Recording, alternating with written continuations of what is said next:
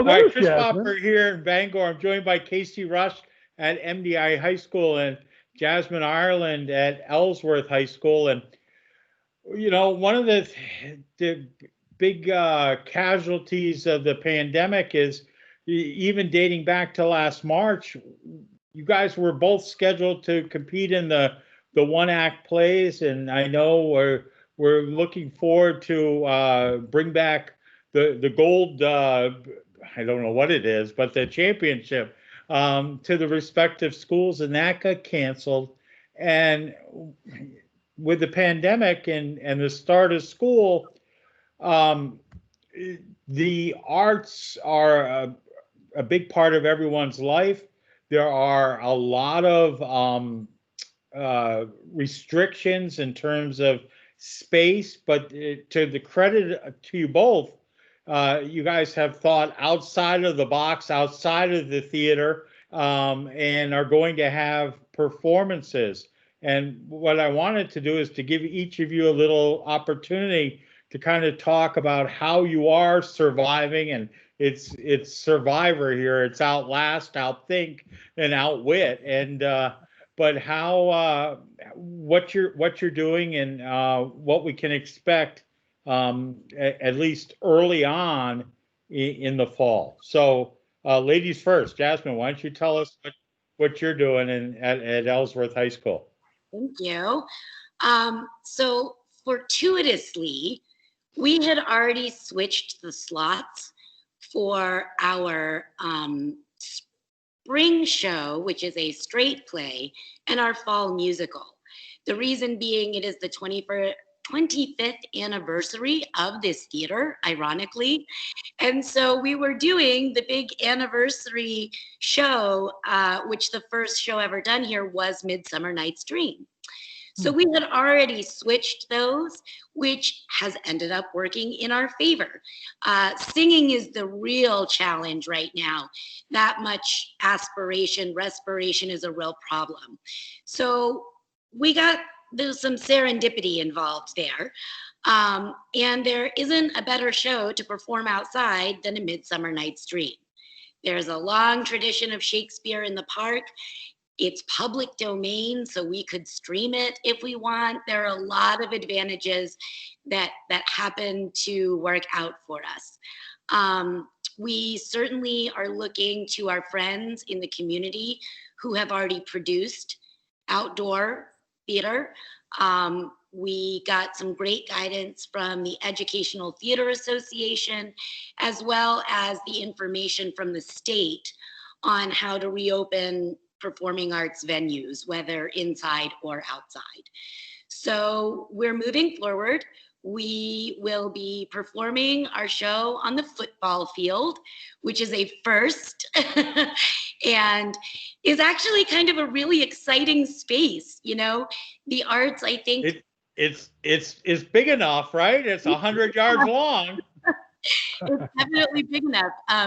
We may have to invest in a lot of thermal undergarments for the students, but that can be done. But it really is an interesting space. And I think the arts are constantly innovating, right? That's what we do is what's next? How do we do it differently? How do we do it in an even more strange way? So some of it feels daunting, but there's also a challenge in it. And I think Theater of the Mad Jesters likes challenges, as we know. Well, the one thing about the Ellsworth football field, it does have that kind of that grotto type feel on the home side. So depending upon how you situate the stage, it could be perfect. We're going to use every aspect to our advantage. All right, so that's happening. Obviously, you have rehearsals or auditions starting right up, and that's on your Facebook page. It's on the Mad Jester Facebook right. page. Yes. So Thursday and Friday of next week. But again, we're having to audition those students in scheduled time slots in pods so that we're not, we're doing them inside. So it's a little different looking this year, the way that they're going to audition. But we feel like we can do that safely, but we do need to do it quickly because we're backing the timeline a little. So. And when is your performance scheduled to be? Well, roughly. It's 2020. I mean, right? Everything's up in the air, but roughly. We're roughly looking at the 2 weekends before Thanksgiving break. We kind of have full access to the field come November 1st.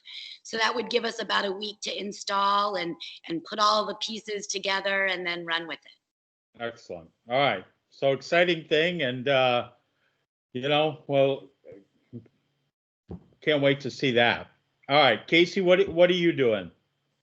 Well, before I say that, I wanted to say hello to Jasmine, and it's so nice to see her there and hear what they're doing at Ellsworth. And you mentioned earlier about what happened with the One Acts last year. And of course, we are fortunate, and forgive me, Jasmine, but it feels like it's been 12 years, but it's only been, 6 months since the One Act regionals. But we are fortunate to be able to see one another's plays and for our kids to be together at regionals and such. And it was really, yet again, any year that MDI and Ellsworth both get to go to states, that's really a great thing. As was the case this year, unfortunately, we didn't get to go, which is a shame. But that's something that Ellsworth and MDI are sort of just, let's say it, hated rivals in so many ways, except for, I would say, in the One Act. And that's really exciting. That's so nice. And it was just a couple of years ago, Chris, 2018, MDI and Ellsworth each won their respective state championships. I remember that. And it was never happened before. So, and we were each crying in different parts of the state that night. Jasmine and I were. So anyway, but yeah, so what we're going to do is really pretty different than what Ellsworth is doing. We've been meeting for several weeks. We started meeting the staff and some students before we had any idea we could do anything. We thought, let's just start meeting, see what we can figure out. And what we've come up with is to take and also a public domain work, Ruttigore, a Gilbert and Sullivan operetta, but we're going to do a very different take on it. So it's going to be a bit modernized because it's public domain. Like with Shakespeare, you have the ability to take it and change it, manipulate it, and play with it, which is exactly what is happening. And we, along with Jeff Zaman, who is, of course, a film teacher on our campus, we're looking at putting together about a 45-minute long video. And the general idea is sort of like it's like a Friday night drive-in horror movie kind of idea. So it's pretty outlandish what we're trying to go for. We actually looked at doing licensed musicals, and there are a number of musicals that you can actually stream. But we felt like that was just, given the time that we have, given that we were going to have to do something that was purely digital. We didn't really want to pursue the outdoor performance.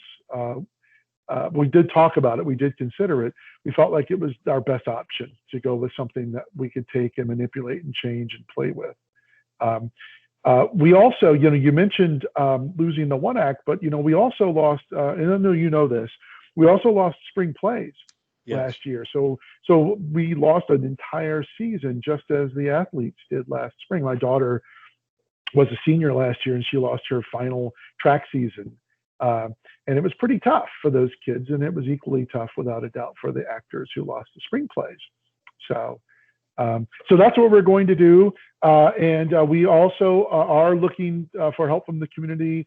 We're looking, SFOA, I think, is going to rent us a tent, so we can actually have an outdoor rehearsal space where we can be out of the elements. We are in discussions with a certain Maine-based horror writer at this point to try to maybe utilize some ideas from his novels and writings in our adaptation. So right now we don't have a clear answer on that, but we are hopeful that he's going to see what we're trying to do and going to give us a thumbs up.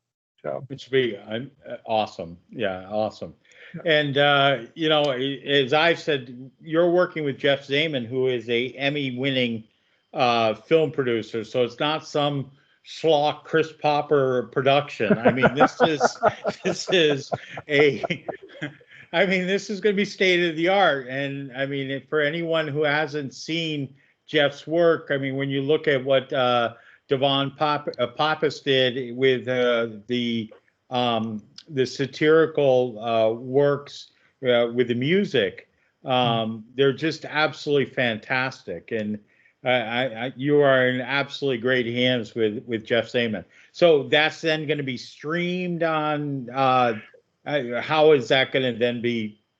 We don't know quite yet. It will likely be streamed. We did have in mind, so it's sort of like an outdoorsy kind of thing. We had a thought of doing like a drive-in movie night, and so presenting it on a big screen in the parking lot, so people could come in and watch it, you know, like going to the drive-in movie. Yeah. So that's a thought. I pitched that idea to Bunky and Matt, and they thought that was a great idea. So we'll see. Yeah. Excellent. So again, and then now you are also in the process of editions as well. Yes, and that's actually on Facebook as well. And we've emailed our kids that, and they're going to present digital auditions. So they're going to record themselves, and there's a site where they'll upload their auditions. Yep. Yeah, perfect. All right. So the arts are alive and kicking at Ellsworth High School and at MDI, and we're delighted to help promote this any way we can. And I know it's going to be, Jasmine, you've got kids back in school. Casey, you're getting kids back in school next week, and that's just the best thing to do, is to get that sense of normalcy and getting kids back in where they belong. Absolutely. All right. Jasmine, anything to add? Not off the top of my head, but I may send you some updates. We are considering maybe some fun community involvement in this. There's been talk about live streaming it to other locations. So we may be looking for some partners as well, just to kind of get everyone as together as we possibly can.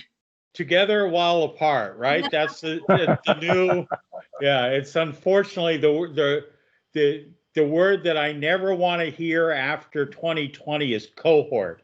That word can be stricken. I just want to, you know, go into dictionaries and just black that word out, or pods, and you know. If I never hear unprecedented again, I'm all right with that. Or the new normal, right? Case, anything that you want to add? I was just going to say, I mentioned one act, and you mentioned it earlier, but we're also, I guess Jasmine probably knows no more than I do, which isn't much, but we're kind of wondering if we're not going to have some kind of virtual one act even this winter. That's an entire possibility, I guess, at this point. So yeah, so anything we do this fall is probably only going to help us prep for whatever's going to happen this winter. So yeah. Well, the only good thing in terms of a virtual one act is maybe the whole strike, and what do you have, an hour to get everything done, and you know, I mean, maybe that'll go away. But yeah, hopefully we're not going to have to videotape our 5-minute strike. That would be the worst, right? Exactly. You know? All right, Jasmine, Casey, thank you very much. We'll get this up, and we look forward to working with you and getting information out to the community. So thank you very much. Thank you so much. Well, good to see you, Casey. Thank you, Chris. Bye-bye. Take care.